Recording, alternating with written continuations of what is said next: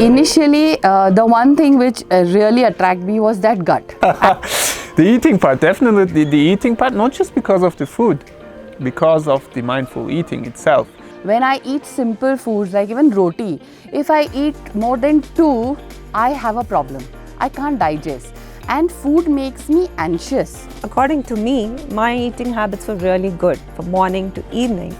But then I realized after joining the retreat that my eating habits may be good, but they're not done in the right, appropriate manner to meet my nutritional requirements. When you see a renowned chef cooking with you, healthy, and you can ask questions, you can clear your doubts, and you see how things are going on. I think this not only inspired me to cook, but it showed me that healthy food can also be tasty.